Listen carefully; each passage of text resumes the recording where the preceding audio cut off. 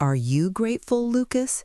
Because grateful people don't spend $15,000 on a wedding while someone else pays their rent.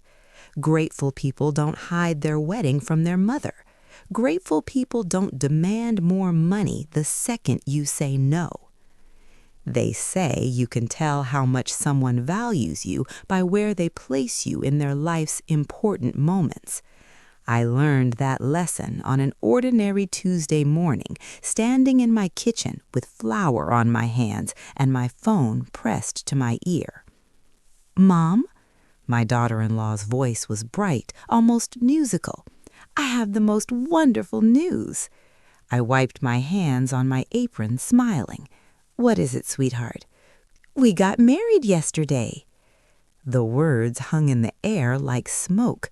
I stood perfectly still, watching dust particles float through the sunlight streaming across my counter. My wedding cake cookbook lay open to page 47. I'd been planning their cake for months. "Yesterday?" I repeated softly. "Yes, it was so spontaneous and perfect. Just a small thing, very intimate." I looked down at my hands, 72 years old, covered in age spots and flour. These hands had changed my son's diapers, packed his school lunches, held him through nightmares. These hands had written the check for his college tuition when his father died and the insurance money ran thin. "How small?" I asked. "Oh, just 20 people, close friends, really. The venue only held so many." 20 people. I did the math silently. Her parents, his father's brother and family, college friends, the colleagues from work he'd mentioned. 20 people, and his mother wasn't one of them. "I see," I said. "You're not upset, are you?" Her voice carried that slight edge I'd learned to recognize, the one that said my feelings were about to become unreasonable. "We just wanted something stress-free. You know how big weddings get complicated." I thought of the guest list I'd helped them draft 8 months ago, 200 names. My church friends who'd known Lucas since he was baptized, my sister who'd flown in from Ohio twice already for dress shopping, the neighbors who'd watched him grow up, who still asked about him every Sunday. "No," I said quietly, "I'm not upset." "Oh, good. I was worried you'd make this into a thing. Lucas said you'd understand." Lucas, my son, who'd called me every Sunday for 34 years until he'd met Rachel 2 years ago. Now our calls came every few weeks, brief and distracted. "When did you decide this?" "Last week. We were just talking and it felt right. Why wait? Life's too short." Last week. I'd seen them last week, Sunday dinner at my house, like we'd done twice a month since they'd gotten engaged. Pot roast and potatoes, his favorite. Lucas had hugged me goodbye, told me he loved me, mentioned nothing about a wedding happening in 6 days. "Well," I said steadily, "congratulations." "Thanks, Mom. Oh, and actually, I'm glad you called. We need to talk about rent." I blinked. "Rent?" "For the apartment? It's due today. Did you transfer it?" The apartment, the 2-bedroom in the nice part of downtown that I'd been paying for since Lucas lost his job 14 months ago. $1,800 a month, every month, withdrawn from the retirement fund my husband had died building. "I thought Lucas was starting his new position," I said carefully. "He is, next month, but you know how it is. First paycheck takes forever. We've got the security deposit for the new place coming up too, and the honeymoon fund. Laugh out loud. Bali isn't cheap." I watched my reflection in the kitchen window, gray hair pulled back in the same bun I'd worn for 40 years, my mother's face looking back at me, tired around the eyes. "Rachel," I said softly, "did Lucas ask me to come to the wedding?" Silence. Then, "Mom, we've been over this. It was very small." "Did he ask?" "It wasn't about asking. It was about the size of the venue." "Did he ask?" I repeated, my voice still quiet, still calm. "You're making this awkward." I'm asking a question. More silence. I could hear her breathing, calculating. Look, she said finally, Lucas thought you'd be more comfortable this way. Big events stress you out. You've said that yourself. I had said that. At their engagement party, when Rachel's mother had hired a party planner and invited 90 people to a country club, when I'd stood in a corner in my best dress from J.C. Penney, watching women in designer outfits discuss vacation homes and skiing. So he didn't ask, I said. Mom, it's fine, Rachel. The rent? I'll transfer it today. Oh, thank God. I was worried we'd have late fees. You know how landlords are. I did know. I'd been a landlord's worst nightmare when Lucas was 7 and I was 3 months behind rent, working 2 jobs after his father's first heart attack. Rachel, I said softly, can I ask you something? Sure. What did you do with the wedding cake? Oh, she brightened. This amazing bakery downtown made it. 4 tiers, naked frosting style, covered in fresh flowers. It was like something from Pinterest. That sounds beautiful. It was. I'll send you pictures. I looked at my cookbook. Page 47, Lucas's favorite, chocolate with raspberry filling. I'd been testing recipes for 3 months, getting it perfect. I'd like that, I said. We hung up. I stood in my kitchen, sunlight still streaming through the window, flour still dusting my hands. The house was very quiet. It's always quiet now, has been since Arthur died 6 years ago. But it got quieter after Lucas moved in with Rachel. Before, he'd stop by unannounced, raid my refrigerator, tell me about his day. Now visits required scheduling, and schedules stayed mysteriously full. I walked to my bedroom and opened the closet. In the back, wrapped in tissue paper, was the mother of the groom dress. Dusty blue because Rachel said it photographed well. Bought 4 months ago after 3 shopping trips with my sister. $300. I'd used my birthday money from my late husband's brother. I left it hanging there and went to my desk. The rent payment took 3 minutes to process. $1,800. Withdrawn from an account that had once held $50,000. Arthur's life insurance. His legacy. Meant to keep me comfortable in old age. I looked at the balance. $11,400. I did math in my head. Simple arithmetic. At $1,800 a month, I had 6 months left. Maybe 7 if I was careful. Then what? I closed the laptop and walked to the window. Outside, Mrs. Chen was watering her roses. She waved. I waved back. She'd been at my wedding 48 years ago. Small church ceremony, 30 people, my mother's cake. Nothing fancy, but everyone who mattered was there. My phone buzzed. A text from Rachel. Thanks for the transfer. You're the best. Heart. I set the phone face down on the counter. The cake cookbook was still open. I closed it gently and slid it back onto the shelf between my other cookbooks, books I'd collected over 50 years of marriage, feeding a family, building a home. That evening, I made myself tea and sat on the back porch. The jasmine I'd planted when Lucas was born had climbed the whole fence now, thick and fragrant. I'd always imagined it as a backdrop for wedding photos, his wedding photos. My sister called around 7. Did you hear? She asked immediately. I heard. They got married without telling you, without inviting you, your only child? Carol, please. I already bought my dress. I've had it hanging in my closet for 5 months. I closed my eyes. Carol's voice had that edge it got when she was ready to fight on my behalf. She'd done it our whole lives. When kids teased me in school, when Arthur's family said I wasn't good enough, when the bank tried to foreclose after Arthur died. It's done, I said quietly. It's not done. You call Lucas right now and you tell him I'm not calling him. Carol. Carol. My voice was firm. I'm not calling him. Silence. Then softer. Why not? Because he knew what he was doing. That truth sat between us, heavy and painful. Carol breathed into the phone. I'm sorry, she whispered finally. Me too.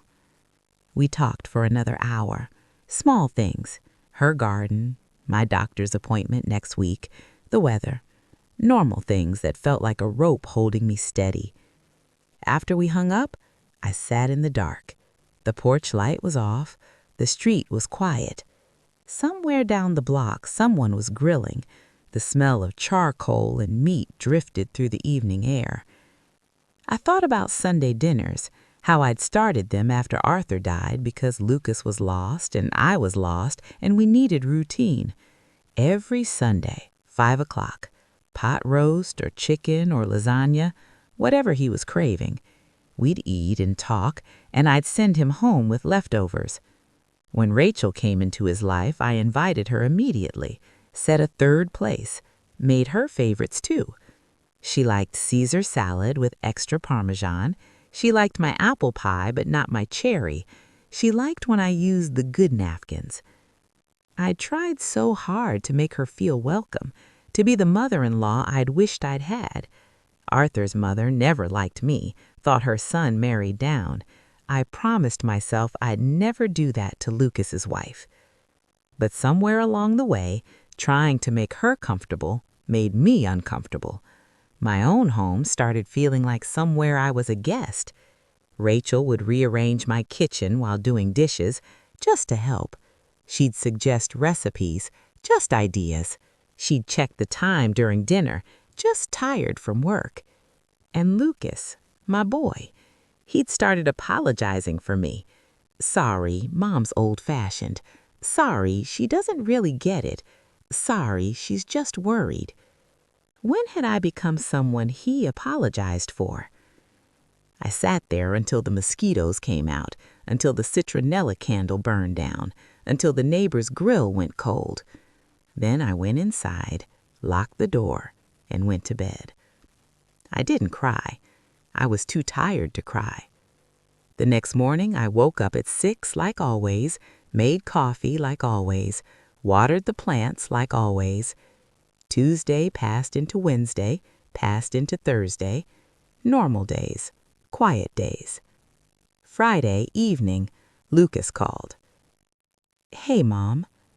His voice was careful, the voice he used when he wanted something or was avoiding something. Hi, sweetheart, I said, stirring pasta sauce. So Rachel told me you guys talked. We did. And you're okay with everything? I turned the heat down under the pot. What do you mean? The wedding. It being small. I said it yourself, I replied calmly. It was small. Right. I just wanted to make sure you weren't upset. I'm not upset, Lucas. Silence. He was waiting for something. Permission, maybe. Or absolution? Okay, he said finally. Good. That's good. How was it, the ceremony? Oh, it was great. Really great. Rachel's dad gave this toast that made everyone cry. Rachel's dad, who I'd met twice, once at dinner, once at their engagement party. Nice man, retired banker. He'd told me about his boat.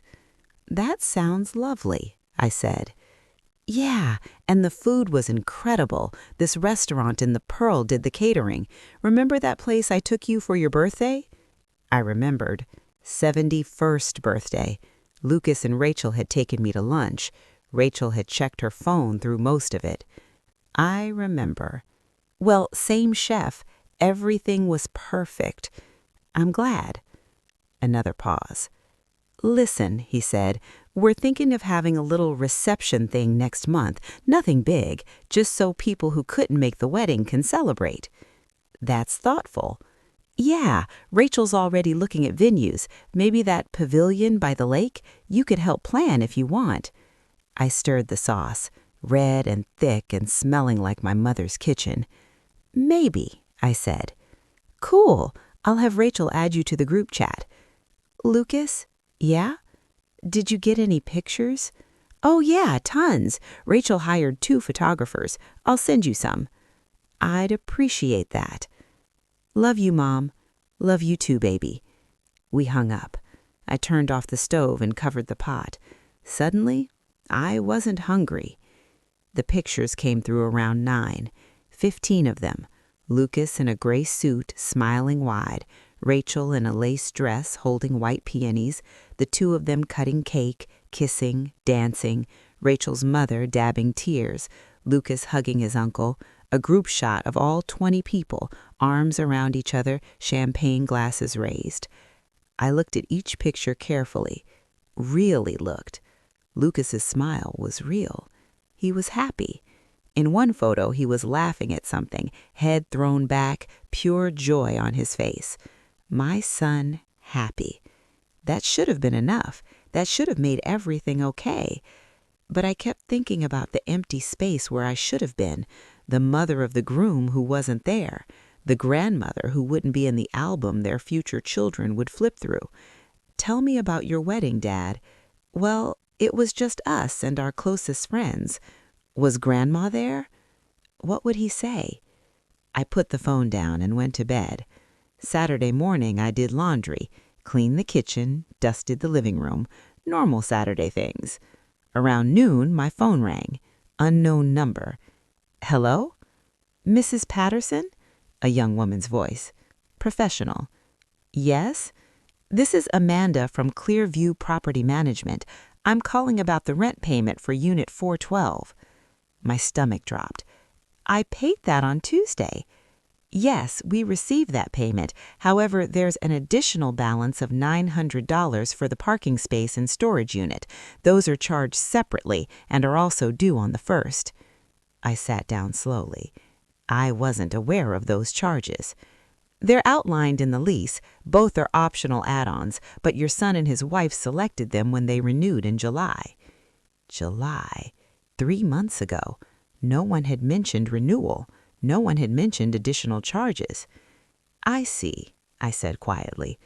If we don't receive payment by Monday, we'll have to assess late fees. It's $50 per day after the 5th. I understand.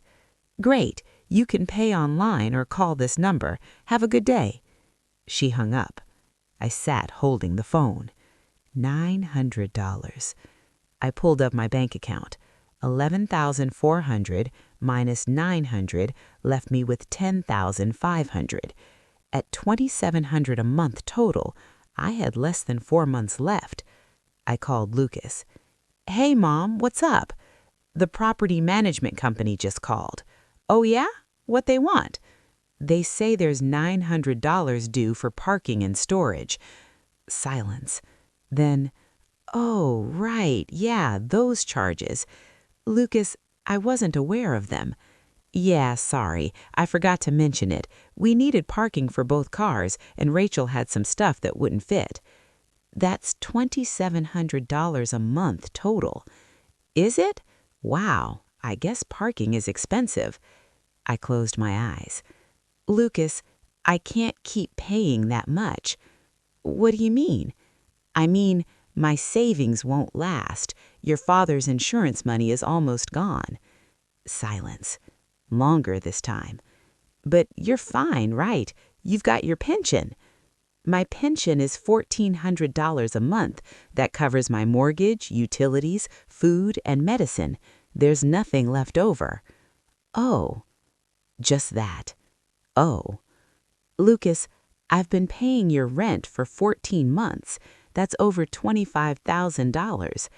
I know, Mom, and we're really grateful. I need you to start paying your own rent. Silence. Mom, you know, I don't start my job until next month.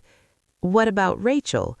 Rachel's working, but her salary barely covers the car payments and her student loans. We're trying to save for a house. A house. They were saving for a house while I paid their rent. Lucas, look, Mom, I get it. This has been hard on you, but we're in a tight spot right now. Just a few more months until I'm working, then we can figure something out. I don't have a few more months. What does that mean? It means at this rate, my savings will be gone by January. Long silence. Well, he said finally, voice tight, I guess we'll have to figure something out then, but right now we literally can't pay it ourselves. We just spent everything on the wedding. The wedding. 20 people, professional photographers, a catered meal, a 4-tier cake. How much did the wedding cost? I asked quietly. Mom, how much? I don't know, like $15,000? Rachel handled most of it. $15,000, more than half what they owed me. I have to go, I said. Mom, don't be like this. Like what? All upset, making us feel guilty. We're trying our best here. I looked at my reflection in the window, 72 years old, gray hair, lined face, tired eyes. I'll transfer the $900, I said. Oh, okay, thank you. You're the best. Goodbye, Lucas. I hung up before he could say anything else. That evening, I made the transfer, $900. Then I sat at my kitchen table with a calculator and a notepad and did the math. Current balance, $10,500. Monthly expenses, mortgage, $720, utilities, $180, food, $300, medicine, $140, car insurance, $95, gas, $80, MISC, $85. Total, $1,600. That left me negative $200 a month if I kept paying their rent. I'd be out of savings in 4 months and drowning by 5. I could take money from my pension, cut my food budget, cancel my cable, let the garden die, drive less. But even then, I'd just be delaying. Eventually, I'd run out. Eventually, I'd have to sell the house. This house that Arthur and I bought 46 years ago, where we hung every picture, painted every room, planted every tree, where Lucas had learned to walk, lost his first tooth, left for college, where Arthur had died in our bed, holding my hand, telling me not to sell. This is your home, Linda, he'd whispered. Promise me, no matter what, this stays yours. I promised. Now I was 4 months away from breaking that promise. I sat at that table until midnight, staring at numbers that didn't change no matter how many times I added them up. Finally, I went to bed. Sunday morning, I didn't make pot roast, didn't set the table, didn't call Lucas to confirm dinner. At 4:30, my phone rang. Lucas, hey, we're on our way, should be there in 20. I looked at my empty kitchen. Clean counters, nothing cooking. I'm not doing dinner tonight. What? Why not? I'm tired. Oh, he sounded genuinely confused. Okay, rain check? Sure. I hung up. He didn't call back. Monday, I went to the bank. The financial advisor was maybe 30, pressed suit, careful smile, name tag reading Derek. How can I help you today, Mrs. Patterson? I slid my paperwork across the desk. I need to know my options. He reviewed the documents, nodding occasionally. Okay, so you have a pension of $1,400 monthly, savings of just over $10,000, and a mortgage of $720. What are we looking at? I need to stop paying my son's rent. How much is the rent? $2,700 a month. You're paying $2,700 a month on a $1,400 pension? From savings. Mrs. Patterson, at that rate, I know, 4 months. He looked at the papers again, then at me.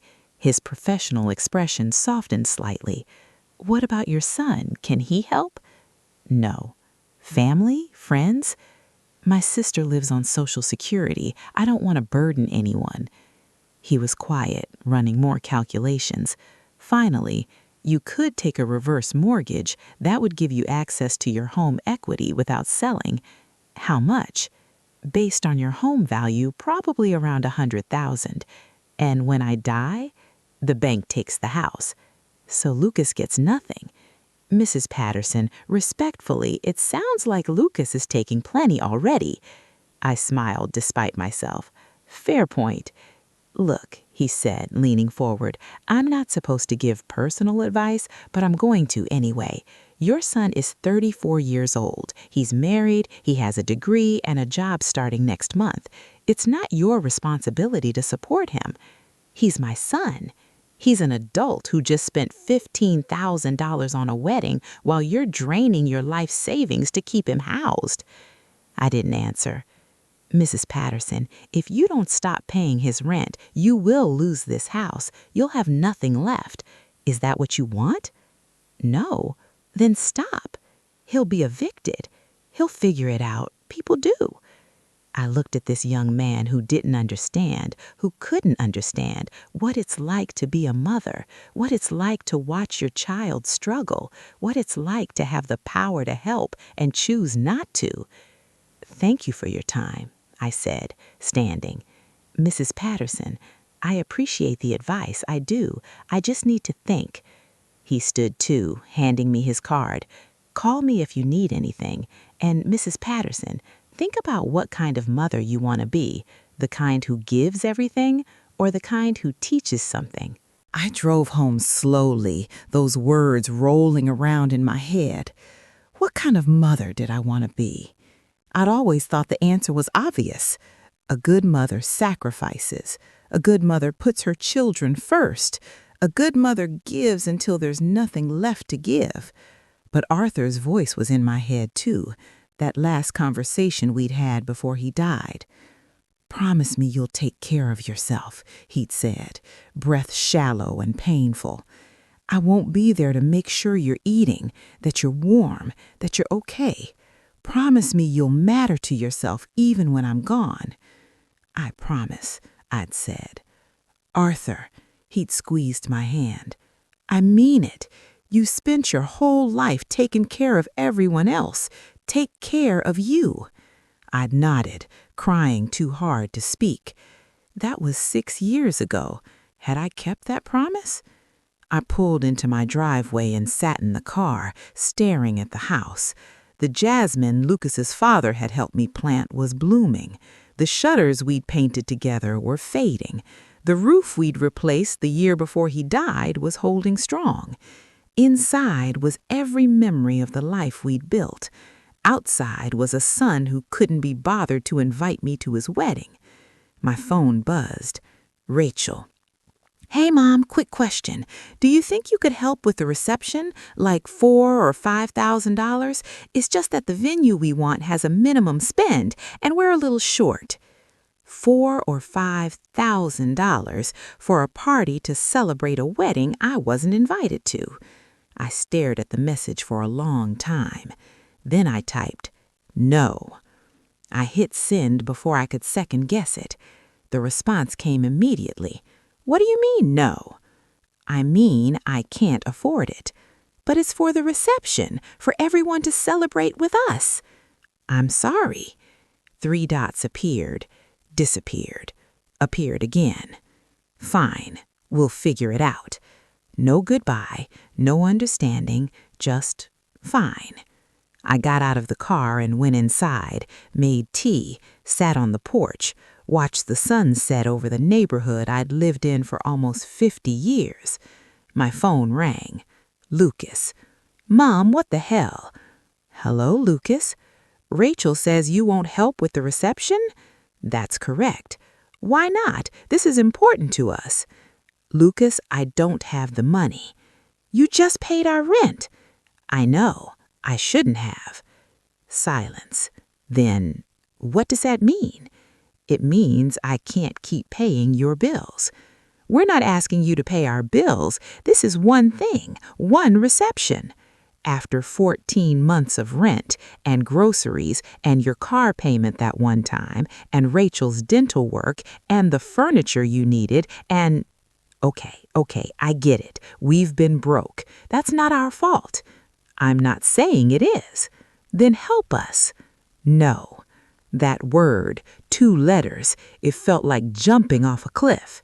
You're being selfish. Maybe. Mom, Lucas, I have $10,000 left. If I keep supporting you, I'll have nothing by spring. I'll lose this house. That won't happen. It will. Then do the reverse mortgage thing. You've got all that equity just sitting there. I closed my eyes. Your father wanted you to have this house. I don't want the house, Mom. I want you to help us now when we need it. And then what? When the money runs out? When the bank owns my home? What then? Then we'll figure it out. Jesus, Mom, why are you being so difficult? Difficult. I was being difficult. I have to go, I said quietly. Mom? Goodbye, Lucas. I hung up and turned off my phone. The silence was immediate and total. No buzzing, no ringing, no demands. I sat in that silence until it got dark, until the street lights came on, until the neighbors went inside and locked their doors. Then I went inside too, made a simple dinner, ate alone, washed 1 plate, 1 fork, 1 glass. The house was very quiet. Tuesday morning, I woke up to pounding on my door. If you're listening right now, help me prove something wrong. My son Lucas thinks I won't even reach 1,000 subscribers because I decided to share this story to the world. But I believe stories like this deserve to be heard. Help me show him that these tales matter. Now, let's get back to the story. Lucas. I could see him through the peephole, jaw tight, arms crossed. I opened the door. We need to talk, he said. Come in. He stalked past me into the living room, then spun around. What's going on with you? Nothing's going on. Rachel's upset. I'm upset. You're acting weird. I'm setting boundaries. Boundaries, he laughed, but it wasn't a happy sound. Since when do you have boundaries? Since now. Mom, we need your help. I've been helping for over a year, and we're grateful. Are you? He stopped. What? Are you grateful, Lucas? Because grateful people don't spend $15,000 on a wedding while someone else pays their rent. Grateful people don't hide the wedding from their mother. Grateful people don't demand more money the second you say no. His face went red. That's not fair. Isn't it? We didn't hide the wedding from you. We just didn't invite me. It was small. 20 people, Lucas. 20 people. Your college roommate was there. Your boss was there. Rachel's hairdresser was there. But not me. Mom, do you know what that feels like, to be excluded from the most important day of your child's life? He looked away. We thought you'd understand. Understand what?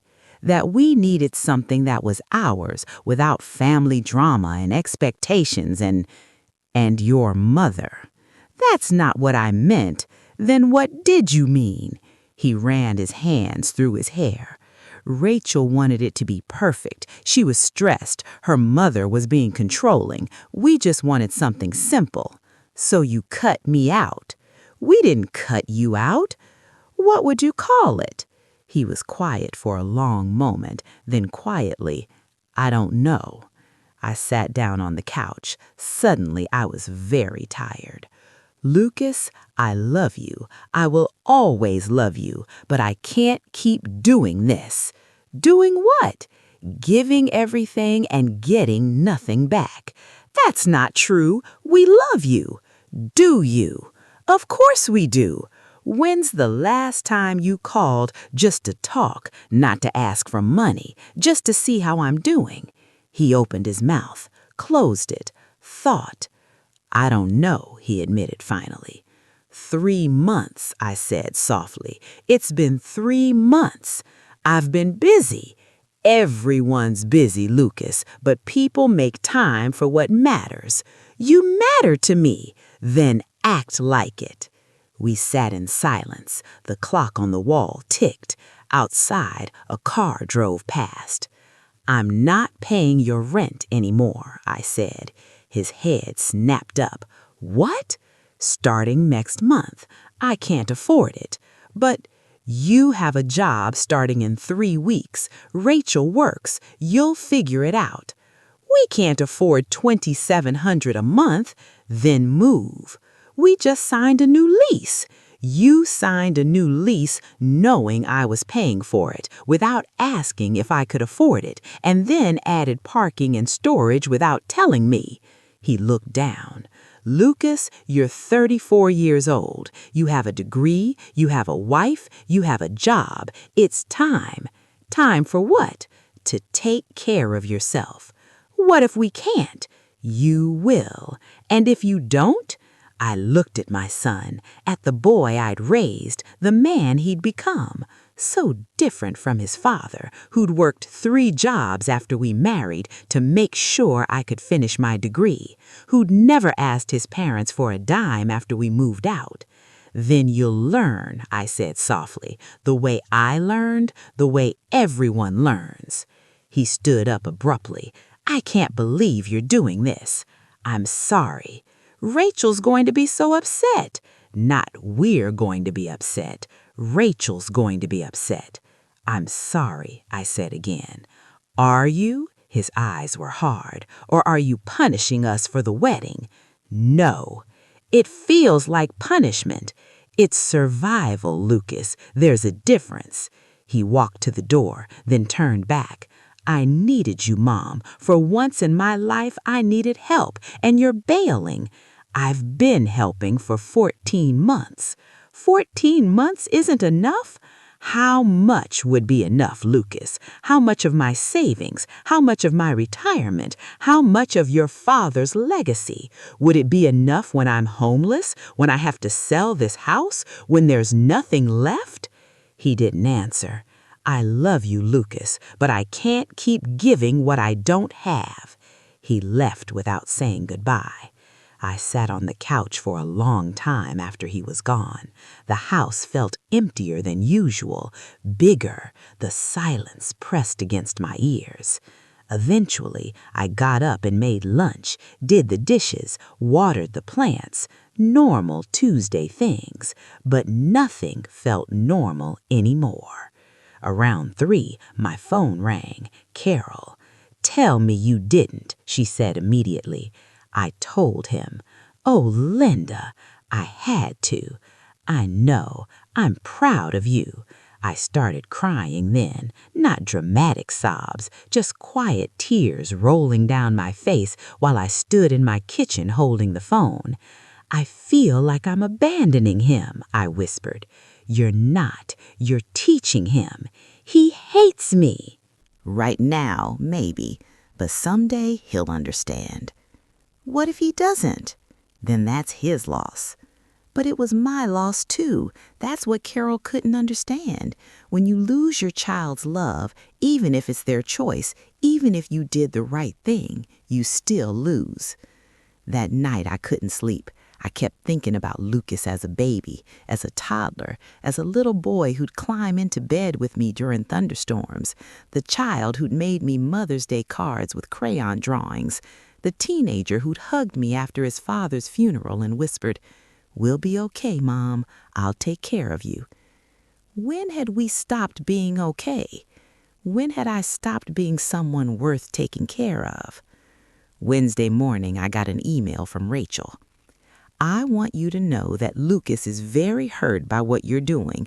We thought you were different from other parents, supportive, loving, not selfish. I guess we were wrong. We'll manage without you, but it would have been nice to know who you really are before we let you into our lives." Let me into their lives? As if I hadn't given birth to Lucas, as if I hadn't raised him alone for 6 years after his father died, as if I was some stranger they'd graciously allowed in. I didn't respond. There was nothing to say that wouldn't make things worse. Thursday, I went to church. I hadn't been in 3 weeks, kept missing service because I was tired, or it was too hot, or there was something else I needed to do. Excuses, really. Truth was, I'd been avoiding people, avoiding questions about the wedding, about Lucas, about why I looked so tired. Father Michael found me after service. "Linda, haven't seen you in a while?" "I've been busy." He sat down in the pew beside me. We were the only ones left in the sanctuary. Afternoon light filtered through the stained glass, painting everything in shades of blue and gold. "What's wrong?" he asked quietly. So I told him everything: the wedding, the rent, the money running out, Lucas's anger, Rachel's email. All of it spilled out in the quiet church with no one to hear but God and a patient priest. When I finished, Father Michael was quiet for a long moment. "What do you think you should do?" he asked finally. "I don't know." "Yes, you do." I looked at him. He smiled gently.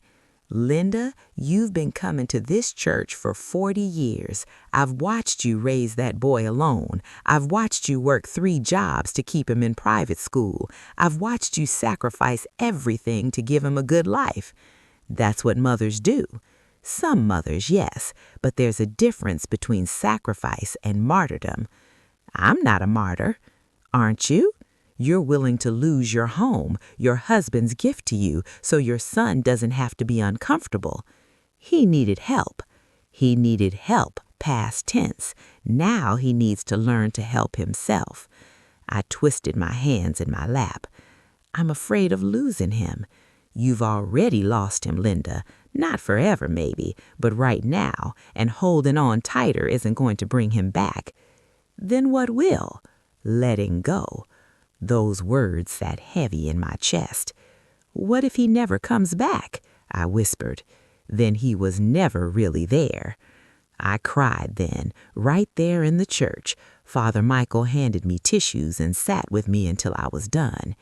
"You know what you have to do," he said as I was leaving. I did know, had known all along really, just hadn't wanted to admit it. Friday I called the property management company. "Hello, this is Linda Patterson. I've been paying rent for Unit 412. "Yes, Mrs. Patterson, what can I do for you?" "I need to give notice that I'll no longer be making those payments." "Oh, okay. You'll need to send that in writing, but just so you know, if the account goes unpaid, the tenants will be evicted." "I understand.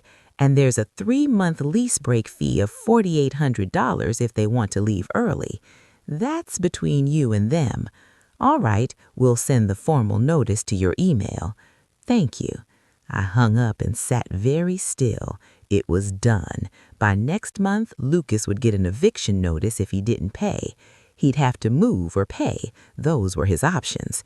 I didn't call to warn him. He was an adult. He'd figure it out. That weekend was long and quiet. No Sunday dinner, no calls, no texts. My phone sat silent on the counter like a judgment. Monday morning, I woke up at dawn and couldn't get back to sleep. Made coffee, sat on the porch, watched the sun rise over Mrs. Chin's roses. My phone rang at 8. Lucas. I almost didn't answer, let it ring 3 times before I picked up. "Hello? Did you do it?" His voice was cold. "Did you actually do it?" "Yes. They sent me a notice, rent due in full or eviction proceedings begin." "I know." "Mom, Lucas, I told you I couldn't keep paying. This is insane. This is reality. We're going to lose our apartment. Then pay the rent or find something you can afford. With what money? You start work in 2 weeks. Rachel works now. You'll manage." What about the security deposit for a new place? First and last month's rent? Moving costs? Where do you think we're going to get that? I was quiet. "You're really going to let us be homeless?" he said, voice breaking. "You're not going to be homeless. You're going to do what every other adult does. You're going to figure it out." "I can't believe you." "I'm sorry you feel that way." "That's all you have to say? You're sorry I feel that way?" "What do you want me to say, Lucas?" "I want you to be my mother." "I am your mother. That's why I'm doing this." "Mothers help their children." I've helped you for 14 months. Now I'm helping you learn to stand on your own. This is bullshit. Language. Seriously? You're going to lecture me about language while you're ruining my life? I'm not ruining your life, Lucas. I'm just not bankrolling it anymore. Silence. Then, Rachel was right about you. What did Rachel say? That you're bitter and jealous and can't stand that we're happy. Something cracked in my chest. Is that what you think? I asked quietly. I don't know what I think anymore. Lucas, I have to go. He hung up. I sat on the porch holding the phone. Birds sang, cars drove past. The world kept turning like my heart wasn't breaking. Tuesday, Carol called. I heard, she said. From who? Lucas. He called me asking if I could help with rent. What did you say? I said no, and that I was proud of you. How did he take that? Not well. Called me a bitter old woman who never had kids, so I don't understand. Carol. Don't. I've heard worse. The point is, he's desperate. He's calling everyone, family, friends, asking for money. Did anyone give him any? Your cousin Tom sent him $500. That's it. $500? Not even enough for a security deposit. He'll be okay, Carol said. He's resourceful. He'll figure it out. I hope so. Linda, yeah? You did the right thing. Then why does it feel so wrong? She didn't have an answer for that. The next 2 weeks crawled by. No calls from Lucas, no texts, no Sunday dinner, just silence. I thought about calling, checked my phone 100 times a day to see if he'd reached out, but he didn't, and I didn't. Derek from the bank called to check in. How are you doing, Mrs. Patterson? I stopped paying the rent. Good, that's good. How are your finances looking? Better. Not great, but better. You made the right choice. Everyone keeps saying that, because it's true. My son isn't speaking to me. He will, eventually, when he's grown up enough to see what you did for him. What if he doesn't? Then that's his loss, Mrs. Patterson, not yours. But it felt like my loss. Felt like I'd traded my son for solvency, like I'd chosen a house over a relationship. Was that the right choice? I didn't know anymore. Thursday evening, Rachel showed up. I wasn't expecting her, opened the door to find her standing there in jeans and a t-shirt, no makeup, hair in a messy ponytail. She looked younger, tired. Can I come in? She asked. Of course. She walked past me into the kitchen and sat at the table where we'd had so many dinners. I made tea without asking, old habit. Lucas doesn't know I'm here, she said. I set a mug in front of her and sat down. He'd be mad if he knew, she continued, staring at the tea, but I needed to talk to you. Okay. I'm sorry. I wasn't expecting that. For what? I asked carefully. For everything. For the wedding, for the rent, for taking advantage of you, for that email I sent. She looked up, ears red. For all of it. I didn't know what to say. I knew it was wrong, she continued, knew we were asking too much, but it was so easy to justify. You had the money, we needed help, you offered, it kept snowballing. Why are you telling me this? Because we got an eviction notice today, official one. We have 30 days to pay or leave. She laughed, but it was bitter. And Lucas still thinks you're the villain in this story. What do you think? She was quiet for a long moment. I think we're the villains. We used you, we excluded you, we took and never gave anything back. Rachel? No, let me finish. I convinced myself we deserved your help because we're young and struggling and life is hard. But you're not young. You're alone. Your husband is dead. You live on a fixed income, and we were bleeding you dry. Tears were running down her face now. I told Lucas we couldn't get married without you there. Did he tell you that? I shook my head. He did. I said your mother has to be there, this is wrong, and he said you'd be more comfortable missing it, that you didn't like big events, that we were doing you a favor. Why didn't you push harder? Because I wanted the wedding I wanted. I wanted it small and perfect, and I didn't want family drama, so I convinced myself he was right, that you'd prefer to miss it. She wiped her eyes with her sleeve. My mother hasn't spoken to me in 6 months, she said quietly. She told me I was selfish and cruel and she was ashamed of me. I thought she was being dramatic, but she was right. What happened with your mother? She remarried after my dad died, someone I didn't approve of. I made it very clear she had to choose, him or me. And she chose him. She chose herself, and I called her every name in the book, told her she was a bad mother, that if she loved me, she'd be alone. Rachel laughed bitterly. Sound familiar? It did. It sounded exactly like what Lucas was doing to me. I was wrong about my mother, Rachel said. And I'm wrong now. You're not selfish. You're not cruel. You're just done being used. Have you talked to your mother? I tried. She won't return my calls. Maybe try again. Why would she forgive me? Because that's what mothers do. She looked at me with tears streaming down her face. Will you forgive me? I reached across the table and took her hand. Yes. Just like that? Just like that. She sobbed then, really sobbed, and I got up and hugged her the way I'd wanted to hug her 2 years ago when Lucas first brought her home, when I'd tried so hard to be someone she'd like instead of someone she'd need. What are you going to do? I asked when she'd calmed down. Move. There's a smaller place across town, 1 bedroom, $800 a month. We can afford it on our salaries. And Lucas?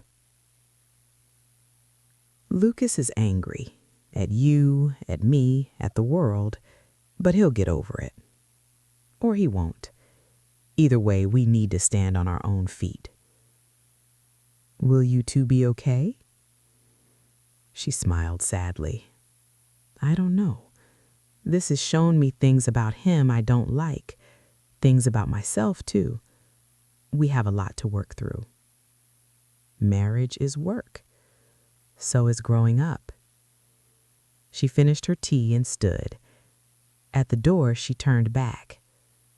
For what it's worth, Linda, you're the kind of mother I hope I can be someday, strong enough to let go when holding on would hurt. Rachel, I mean it. Thank you. For everything. For helping us. For stopping when we wouldn't stop ourselves. For teaching us something we needed to learn. After she left, I sat in the quiet kitchen and cried. Not sad tears, not relieved tears, just tears. That Sunday I went back to church. Father Michael smiled when he saw me. Welcome back. Thank you. After service, Mrs. Chen came up to me. I heard about Lucas, she said quietly.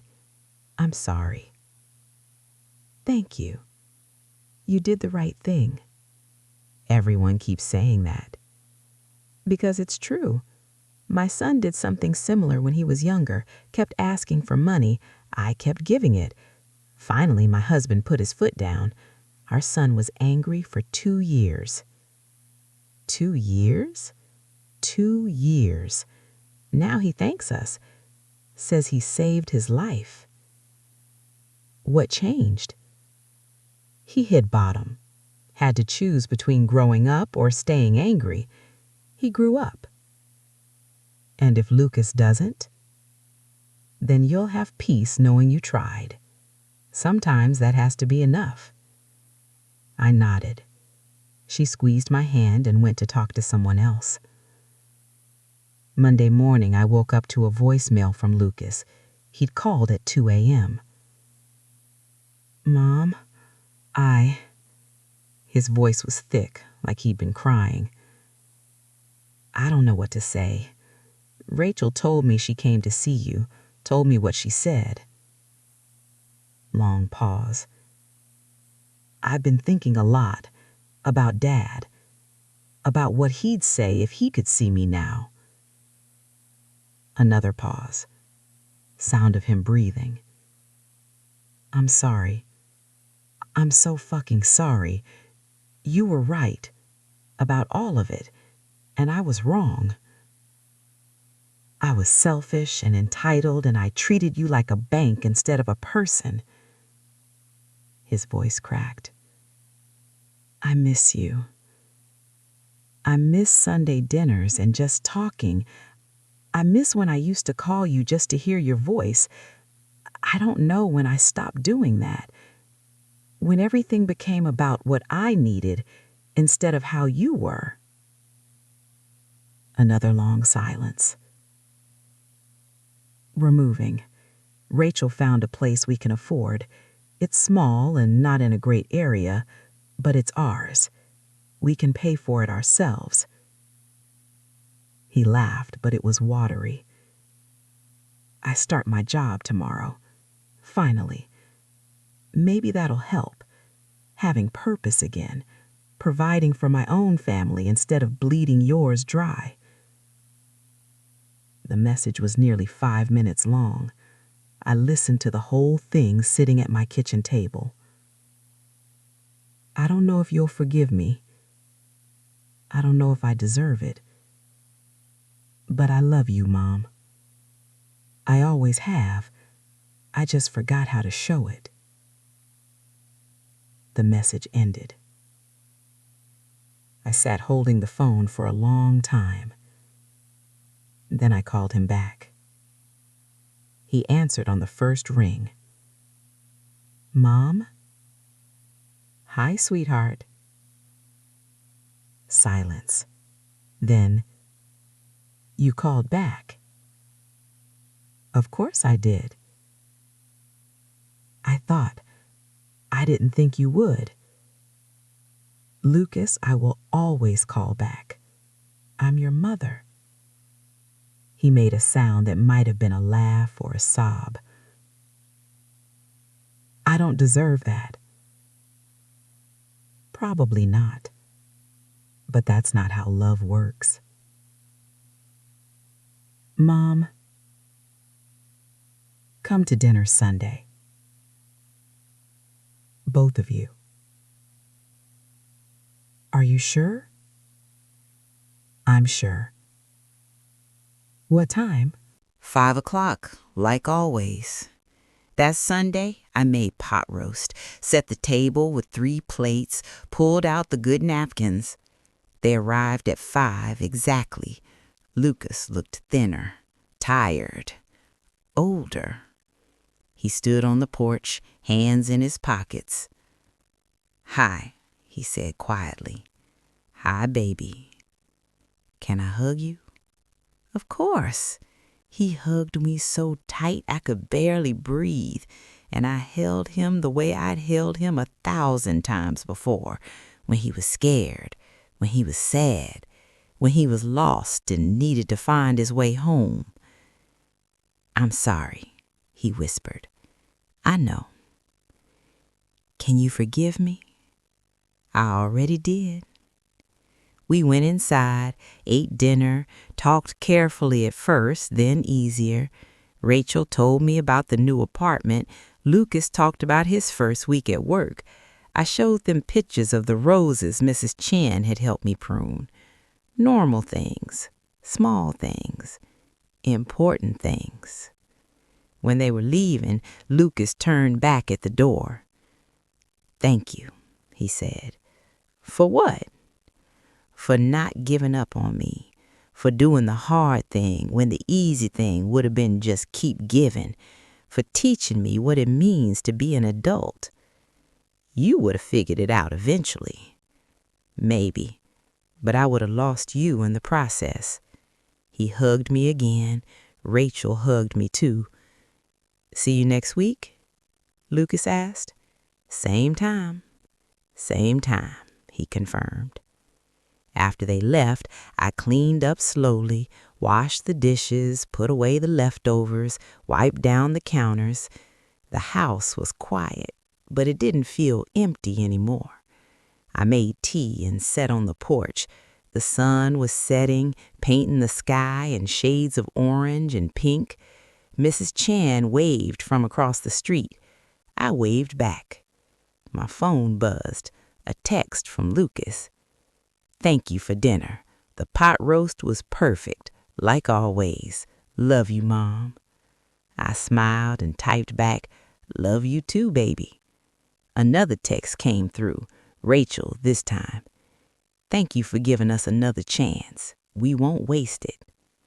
I set the phone down and looked at my garden, at the jasmine climbing the fence, at the roses blooming, at the home Arthur and I had built together. I'd almost lost all of this, almost given it away out of fear and love and the belief that being a good mother meant giving everything. But I'd learned something these past few months. Being a good mother sometimes means saying no, means setting boundaries, means teaching your children that they are responsible for their own lives. It means letting them stumble so they can learn to stand. And it means knowing that love isn't measured by what you give, but whether you've given your children the tools to build their own lives. Lucas was building now. It would be messy and hard, and sometimes he'd probably call me frustrated or scared, but he was building, and I was still standing, still in my home, still whole. I finished my key as the stars came out. One by one they appeared in the darkening sky, constant, patient, shining. The way I'd learned to shine again, not for anyone else, just for me. Inside, I turned on the lights and started a new batch of tea. The kitchen smelled like pot roast and home. Tomorrow, I'd plant new seeds in the garden, maybe some lavender. Arthur had always loved lavender. Tomorrow, I'd call Carol and tell her everything was going to be okay. Tomorrow, I'd go to the bank and look at my account balance without fear.